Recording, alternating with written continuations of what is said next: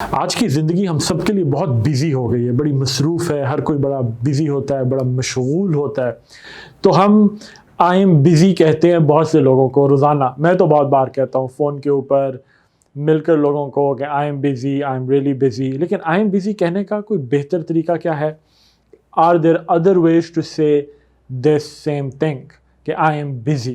क्योंकि इससे ये होता है कि जब आप और तरीके ढूँढते हैं ना, तो इंसान की जो कॉन्वर्सेशनल लैंग्वेज होती है उसकी भी क्वालिटी बेहतर होती है। आपको एक ही बात को कहने के और तरीके पता चलते हैं।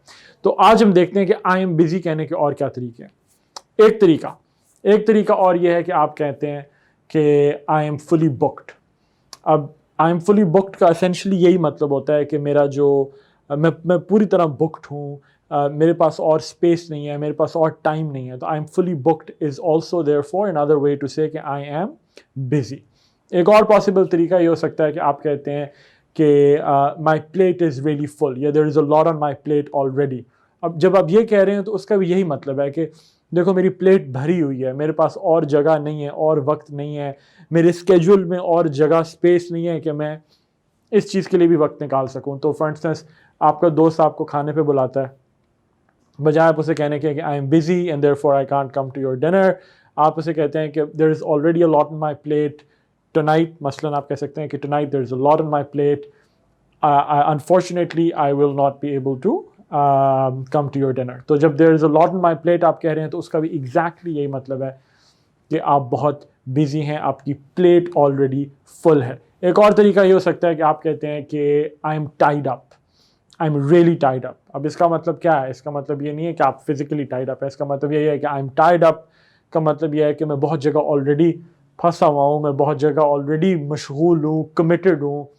मैं अब ये एडिशनल काम जो आप मुझे कह रहे हैं या जो आप मुझे मेरे से वक्त मांग रहे हैं, मेरे पास वक्त नहीं, तो I am fully tied up या I am tied up. Therefore एक और तरीका है इसी बात को कहने का कि आई एम बिजी। फिर चौथा तरीका क्या हो सकता है? आप कहते हैं कि यार माई स्केड्यूल इज़ फुली पैक्ड या माई स्केड्यूल इज़ पैक्ड। अब जब स्केड्यूल इज़ पैक्ड की बात कर रहे हैं तो आप यही कह रहे हैं कि यार जो मेरा कैलेंडर है, जो मेरा अपना पर्सनल स्केड्यूल है, वो पूरी तरह पैक्ड है, उसमें ऑलरेडी पूरा भरा हुआ है, उसमें अब और जगह नहीं है कुछ और करने की। तो आपसे को कहता है कि प्लीज़ आप लंच पर मेरे साथ लंच कर लें, तो आप कहते हैं यार I am sorry my schedule is fully packed, I will not be able to have lunch with you. तो ये भी एक और तरीका हुआ इसी बात को कहने का कि आई एम बिज़ी। तो हम इस किस्म की जो कॉन्वर्सेशनल लैंग्वेज, आपकी स्पोकन लैंग्वेज को जो इम्प्रूव करने का जो तरीका है वो इसी तरह होगा कि आप वो फ्रेजेस, वो सेंटेंसेस सीखना शुरू करेंगे जो आपकी वो लैंग्वेज, वो चीज़ें जिसे आप हम एवरीडे यूज़ करते हैं, आपकी एवरीडे लैंग्वेज का जो हिस्सा है, वो आपको पता चले कि उस उन्हीं अल्फाज को बजाय वही जुमले और फ्रेजेस और सेंटेंसेस रिपीट करने के, उन्हीं बातों को कहने के और बेहतर पॉसिबल तरीके क्या हो सकते हैं।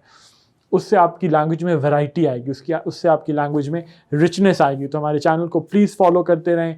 हम एजुकेशन में पाकिस्तान में इंशाल्लाह मैसिव रिफॉर्म लाएंगे, पाकिस्तान में एजुकेशन के लेवल को रेज़ करेंगे, आप और हम इकट्ठे मिलके।